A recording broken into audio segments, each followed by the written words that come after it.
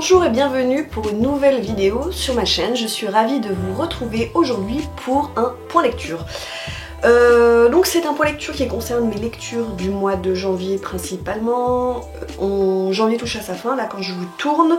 Je pense que d'ici la fin du mois de janvier, j'aurai encore fait 2 lectures qui iront du coup dans le point lecture du mois de février.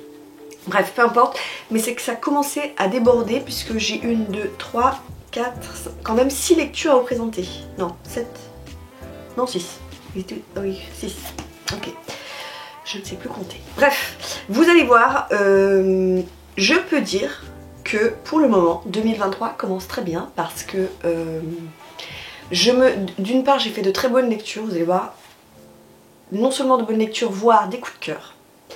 Et surtout, pour l'instant, je suis hyper fière de moi parce que je me tiens à ma palle. Vous savez que sur Instagram, ou vous ne savez pas si vous n'êtes pas sur Instagram, chaque début de mois, je publie ma palle prévisionnelle. Et pour l'instant, eh ben, je coche toutes les cases. On va commencer tout de suite. Je pense que je vais commencer par le contemporain. Pour finir sur... alors il y a du contemporain, c'est très bien, c'est très équilibré. Je me rends compte que j'ai 2 contemporains, que j'ai 2 thrillers policiers et que j'ai 2 fantaisies fantastiques. Donc je vais commencer par le contemporain tout de suite. Je commence par vous présenter Les Vilaines de Camila Sosa Villada. C'est aux éditions Point et je l'ai lu dans le cadre du prix, donc du jury du meilleur roman Point, sélection 2023. C'est un roman qui n'est pas très gros, comme vous pouvez le constater. Il fait 215 pages et nous sommes à Cordoba. C'est ça, je me trompe pas, Cordoba c'est en Argentine. Et nous allons suivre en fait Camila, c'est la narratrice qui est transsexuelle et qui va nous raconter sa vie de prostituée transsexuelle à Cordoba. Alors, il n'y a pas vraiment d'intrigue dans ce roman. On est plutôt dans des tranches de vie parce qu'en fait elle nous raconte d'abord, alors elle a une vingtaine d'années, hein, elle nous raconte comment elle en est venue à à se prostituer d'abord. Alors non, c'est plutôt l'inverse, c'est plutôt d'abord à être transsexuelle dans son petit village, perdu, avec un père violent, qui traite ce garçon un petit peu plus mince que les autres, un peu plus sensible de PD. Comment Camilla en est venue à changer de nom, à vouloir changer de sexe, à ne plus vouloir de cette enveloppe de garçon. Et puis comment elle en est venue en fait à la prostitution. Malheureusement, voilà, quand on est transsexuel dans ce pays, alors c'est dans les années 90, bah, vous n'avez pas 36 000 solutions quoi. Surtout quand vous êtes rejeté par votre famille. Donc elle va venir à Cordoba qui est plutôt une grosse ville en Argentine. Elle va se faire intégrer dans une pension qui est tenue par tante je sais plus comment ça s'appelle, Encarna, qui est elle-même transsexuelle. Et en fait voilà, on va voir évoluer Camila dans ce milieu. Donc comme je vous le disais en début de cette chronique, il n'y a pas véritablement d'intrigue, c'est des tranches de vie. Comment Camila est devenue transsexuelle, s'est prostituée, le milieu de la prostitution, la vie dans la pension. J'ai pas trouvé ça vulgaire. C'est pas vulgaire du tout, alors c'est sûr que c'est un peu quand même, mais c'est pas non plus, voilà, c'est pas un roman vulgaire, c'est pas un roman non plus voyeuriste. Par contre c'est, voilà, il y a des passages où on est dans le sexe, on est dans la violence quotidienne. Vous prenez le bouquin, vous finissez le chapitre et vous posez votre livre un petit coup parce que faut le temps un peu d'évacuer ce que vous avez lu. C'est pas forcément évident et beaucoup de tendresse pour ce personnage de Camila et pour toutes ces personnalités là qui sont vraiment hautes en couleurs et aussi beaucoup d'amour, beaucoup de joie entre elles finalement. Elles se reconstituent une famille. Bref, si jamais vous avez l'occasion, découvrez Les Vilaines. Toujours en... Alors je vais complètement changer de pays pour le coup, complètement de continent. Toujours en roman contemporain, je vous présente Hiver à Sopcho de Elisa Chua du Sapin et c'est aux éditions Folio. C'est un des livres qui fait partie, si vous avez retenu, de ma palle 2023. Donc les livres qui sont dans ma palle depuis un certain moment, c'est la dernière vidéo si vous voulez aller voir et que je veux absolument dégommer. Donc je suis très contente parce que ça en fait plus simple. Il est tout petit, il fait 145 pages dans mes souvenirs et je l'ai lu, franchement ça m'a pris allez, 1h30 pour le lire. Hein. Alors, nous sommes cette fois-ci en Corée du Sud, à la frontière avec la Corée du Nord, et nous allons suivre une jeune femme. Mince, je me souviens plus de son nom. Est-ce qu'elle a un nom déjà? C'est pas sûr. Parce que c'est la narratrice. Et je viens de me rendre compte qu'on n'a peut-être pas son nom. Je me rappelle plus. Bref, c'est une jeune fille, elle a une vingtaine d'années. Elle travaille dans une pension dans la petite ville de Sokcho. C'est une petite ville de bord de mer. On est en hiver et en fait, comme toutes les villes de bord de mer à cette époque-là, en plein hiver, en plus c'est glacial, il se passe rien du tout. Il y a juste les gens du cru qui y habitent et c'est tout, il n'y a aucun touriste. Donc autant vous dire qu'elle s'ennuie un peu dans sa pension, jusqu'au jour où débarque un Français qui est dessinateur de BD.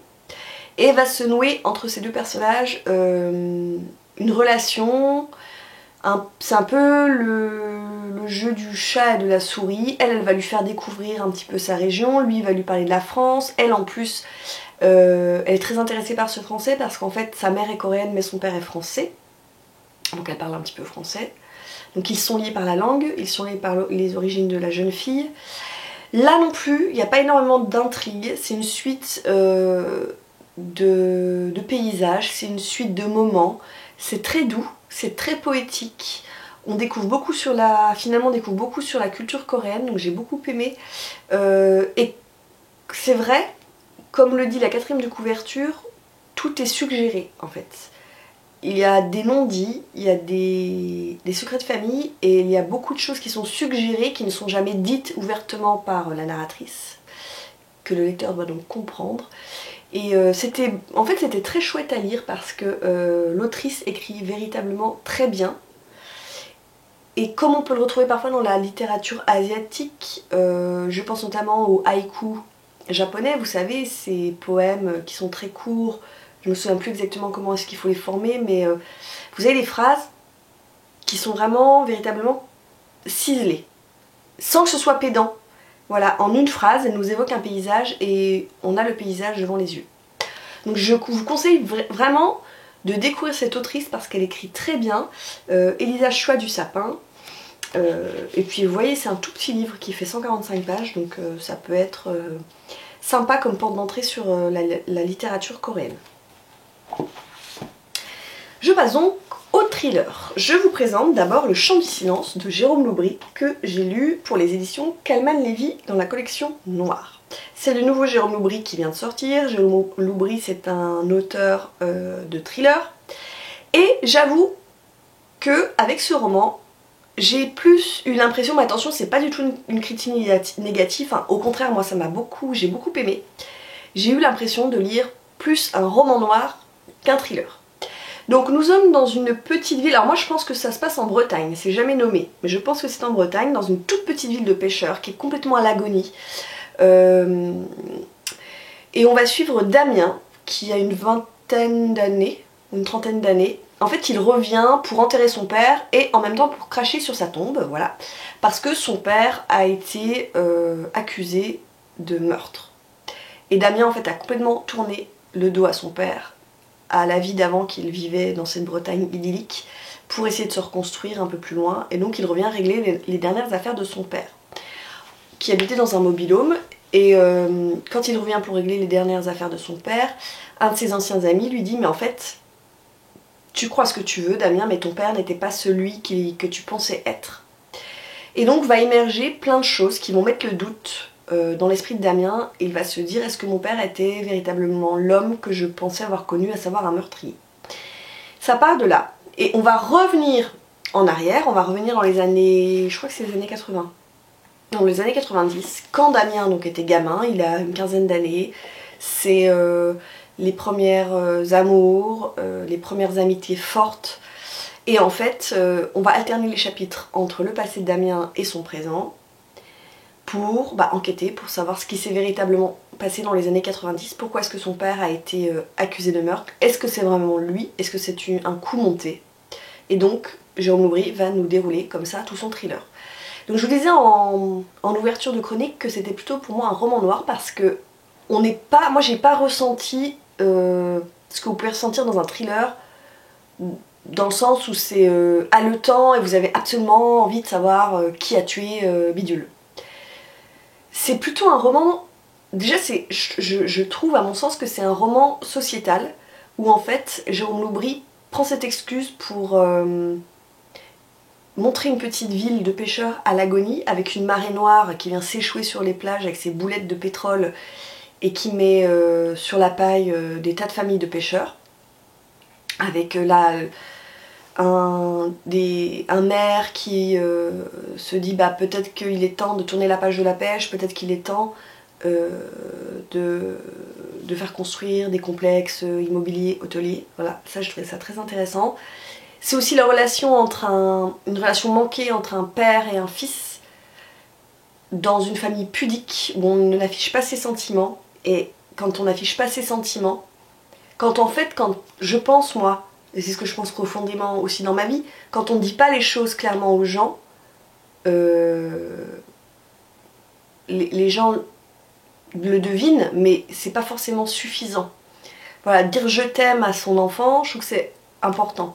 Oui, votre enfant sait que vous l'aimez, mais le dire, je trouve que c'est aussi important de l'entendre. Et c'est ce que le père de Damien n'a pas su faire ici dans ce roman. D'où parfois de la non-compréhension entre les deux, de la non-communication.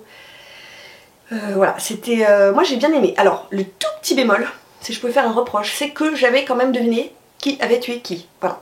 J'avais deviné le nom du coupable, mais bon, ça m'a pas gâché mon plaisir, parce que je vous dis, je l'ai vraiment pris comme un roman noir, un roman de société, et je trouve que du coup, pour l'auteur, c'est vraiment un tournant dans tout ce qu'il a pu écrire jusqu'à maintenant.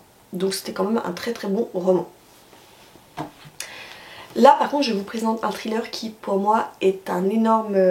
alors énorme non, mais qui est un coup de cœur. Je l'ai adoré. C'est L'ombre de Franck Olivier et c'est publié chez Albin Michel. Et je ne m'attendais pas du tout à ce genre de bouquin. Franck Olivier c'est un scénariste au départ qui écrit pour des fictions, France 2, TF1 je crois. Et du coup j'avais un peu la trouille de ça. Je sais, j'ai un peu des préjugés. Mais je me suis dit, bon, ça va être un thriller facile. Vous savez, le thriller de l'été, là. Je me suis dit que ça allait être ça. Et en fait, pas du tout. Il écrit hyper bien.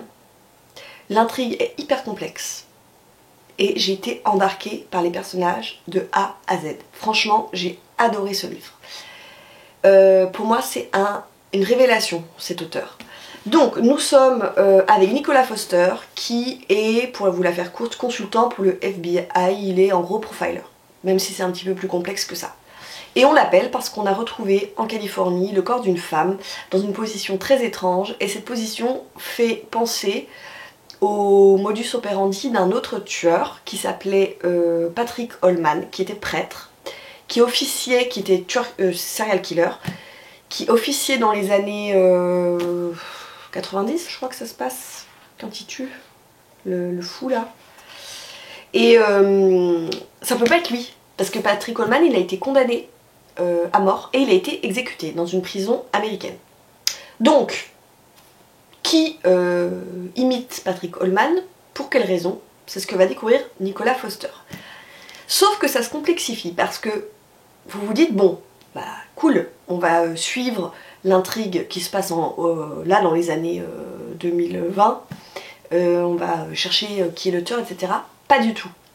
Franck Olivier prend le parti de revenir en arrière, donc dans la vie de Patrick Holman, qu'est-ce qui l'a conduit à devenir serial killer, dans la vie de Nicolas Foster, qu'est-ce qui a amené Nicolas Foster à enquêter sur Patrick Holman, et ça prend énormément de place dans le bouquin.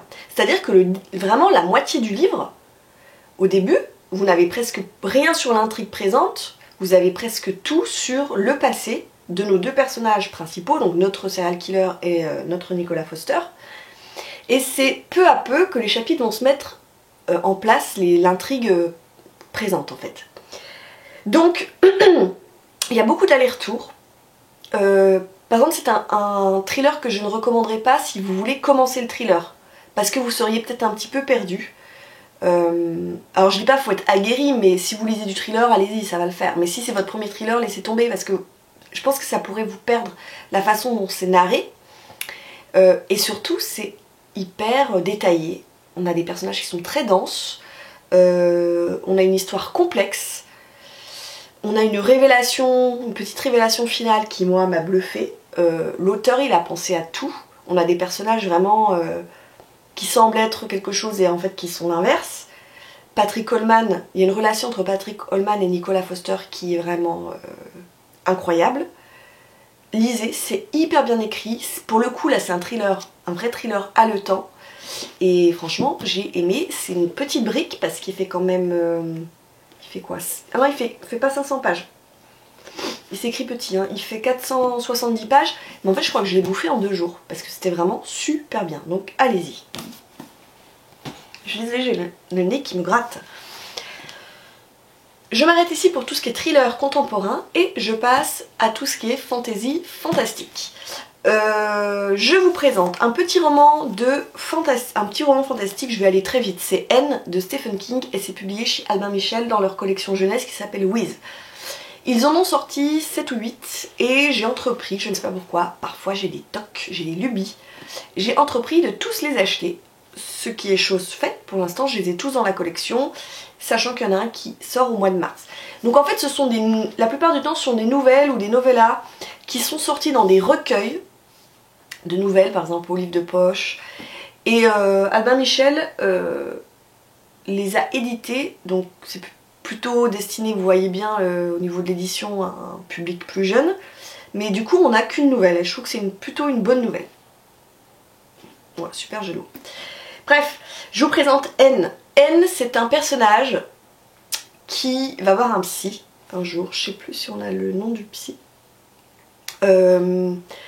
Parce que ce personnage de N a subitement développé des tocs. Par exemple, dans la rue, il ne peut pas s'empêcher de compter le nombre de chaussures marron, il faut que ce soit pair. Il ne peut pas s'empêcher de toucher un certain nombre de choses, etc. Et tout ça, ça envahit son quotidien. Et ces tocs ont une origine, alors qu'il prenait des photos au sommet d'une colline. Et c'était une étrange colline avec une prairie. Et dans cette prairie, il y avait des espèces de menhirs. Alors qu'il prenait des photos, parce qu'il trouvait que c'était très joli, N a eu l'impression qu'une espèce de faille spatio-temporelle s'ouvrait et qu'il devait repousser des espèces de bestioles qui viennent de cette faille spatio-temporelle, des êtres maléfiques, et il a eu l'impression de devenir le gardien de cet endroit et d'avoir la tâche de repousser ces espèces de trucs qui viendraient d'ailleurs. Voilà, et donc il va voir un psy, parce que ça tourne pas rond dans sa tête. Et il raconte au psy tout ce qui lui arrive. Alors, ce qui est très fort avec Stephen King, parce que là pour l'instant vous allez me dire ça a l'air complètement fou cette histoire. Ce qui est très bien, c'est que Stephen King joue absolument sur la corde du fantastique. Le fantastique en littérature, si vous prenez la définition du fantastique, c'est l'hésitation, le doute entre une explication naturelle, concrète, ou une hésitation surnaturelle. Et en fait, Stephen King, tout au long du roman, nous balade nous fait hésiter. Est-ce que notre personnage de N, donc l'explication naturelle, c'est qu'il aurait un trouble psychiatrique, donc il a inventé toute cette histoire, il est complètement taré, le mec, ça c'est l'explication naturelle, ou alors est-ce que ça lui est véritablement arrivé? Et ça c'est l'explication surnaturelle, c'est-à-dire qu'il y aurait des espèces de portes spatio-temporelles qui de temps en temps pourraient s'ouvrir. Voilà. Je vous laisse aller au bout du livre, je ne vous dévoilerai pas la fin parce qu'on a quand même une petite explication, mais c'était chouette en fait. Je l'ai lu en une après-midi, j'ai lu un dimanche après-midi, franchement c'était cool. Et il fait 110 pages, hein. Donc franchement en 1 heure c'est lu. Et j'ai hâte du coup de découvrir les autres titres dans la collection. Et enfin, je vous fais part ici de ma dernière lecture, qui est une lecture fantasy, et qui est un coup de cœur. J'ai adoré Morgane Pendragon de Jean-Laurent Del Socorro aux éditions Albin Michel Imaginaire. Décidément j'ai de l'Albin Michel, c'était pas fait exprès. Hein. C'est un roman qui pour moi est trop court. Voilà, il fait... oh là là, parce qu'il y a plein... Il fait 300, il fait même pas 400 pages. Mais en fait, il y aurait eu 200 pages de plus. Je les aurais bouffées tellement j'ai aimé cette histoire. À la base, j'aime beaucoup la légende arthurienne déjà, donc je connais bien parce que de par mes études, j'ai lu beaucoup de romans médiévaux. Et en fait, j'ai adoré retrouver tous les personnages chez Jean-Laurent Del Socorro. Donc le pitch de départ. Nous avons le trône en Angleterre qui est vacant. Les Saxons menacent, donc il faut élire un nouveau roi. Mais ce n'est pas Arthur qui va retirer l'épée de Pendragon de Pendragon du rocher. Et non, c'est Morgane. Et donc ce n'est pas un roi qui monte sur le trône, c'est une reine. Et donc Morgane Pendragon va devoir unifier d'une part son royaume de l'ogre, puisque les Saxons menacent de partout, il y a des dissensions. On va la voir notamment fonder par exemple la table ronde. On va la voir évoluer au milieu de ses chevaliers et de ses chevalières. Ce que j'ai adoré d'abord, c'est que c'est un roman profondément féministe, mais c'est hyper bien écrit. En fait, Morgane, elle est reine, elle est entourée de chevaliers et de chevalières, et en fait c'est tout à fait naturel dans ce monde-là. C'est-à-dire on va pas se poser la question, c'est une reine, une femme ne doit pas monter sur le trône, ou les chevalières ne doivent pas aller se battre. Non, c'est tout à fait accepté dans cette société-là. De même, si on veut allier deux royaumes, une femme va pouvoir se marier avec un homme, ou avec une femme, ou un homme avec un homme, bref, vous avez compris, à partir du moment où ça allie deux patrimoines, on voit pas du tout le problème, on aime qui on veut dans ce royaume, sans non plus que ce soit revendiqué comme quelque chose, c'est fait avec finesse en fait, de LGBT ou quelque chose comme ça, c'est pas du tout un porte-étendard que nous fait Jean-Laurent Del Socorro ici, mais voilà, il invente une autre réalité, et j'ai trouvé ça très malin de sa part. Ça, j'ai beaucoup aimé. Les personnages, je les ai tous adorés, que ce soit Morgane, Arthur. Alors, on alterne entre le point de vue de Morgane et le point de vue d'Arthur. Les relations entre les personnages, des personnages qu'on connaît comme étant masculins dans la légende arthurienne, qui ici sont des femmes. Il y a beaucoup de scènes de bataille qui sont hyper bien faites. Et moi, ce que j'ai aimé, c'est ce que j'appelle l'intertexte. C'est-à-dire que Jean-Laurent Del Socorro prend des passages de romans médiévaux qui sont très connus et en fait les met à sa sauce. Alors, si vous les connaissez, c'est super parce que vous vous régalez. Si vous les connaissez pas, c'est pas très grave. Hein. Mais en fait, moi j'ai adoré parce qu'en fait, il est d'une finesse dans son roman. Il a une analyse des choses. Et on se dit, ah ouais, en fait, d'accord, ouais, cet épisode-là, c'est vrai qu'on aurait pu le voir de cette manière-là. Et ce qui est très intéressant également, je finirai là-dessus, c'est que Morgane, c'est une femme à la tête d'un royaume du royaume de l'ogre, donc elle doit maintenir son royaume en paix et en unité. Mais on est au 7e siècle et commence à émerger la religion chrétienne. Et je trouve ça très très très intéressant parce que on voit là la dissension avec cette nouvelle religion qui commence à prendre de la place et qui veut bouter hors de l'île le folklore en fait, les rites païens, etc. Donc en fait c'est à la fois des hommes qui s'affrontent pour unifier un pays, mais c'est aussi des religions qui s'affrontent sur le plan idéologique, et j'ai trouvé ça super intéressant, et c'est jamais lourd, c'est jamais... Voilà, vous ne vous ennuyez pas dans ce bouquin, c'était vraiment super bien. Et encore une fois, si le livre avait fait encore 300 pages, je les aurais lus avec le même enthousiasme parce que j'ai vraiment aimé. Voilà, c'était mon gros coup de cœur. C'en est tout pour ce point lecture. Vous voyez, 6 lectures qui sont finalement toutes très très bonnes avec 2 coups de cœur. Je vous remercie d'avoir été jusqu'au bout de cette vidéo. N'hésitez pas à commenter, à me dire s'il y a des ouvrages que vous avez lus dans ce que je vous ai présenté, si certains vous font envie, si vous avez aimé ou pas aimé, ça m'intéresse toujours. Je reviendrai, la prochaine vidéo ce sera un book haul parce que j'ai quand même pas mal de choses à vous montrer. Je pense que je vais attendre comme la fin du mois de janvier pour vous le tourner. Voilà, comme ça fera vraiment le book haul de janvier. En attendant, je vous souhaite bien évidemment de très très belles lectures et je vous dis à bientôt pour une nouvelle vidéo. Ciao!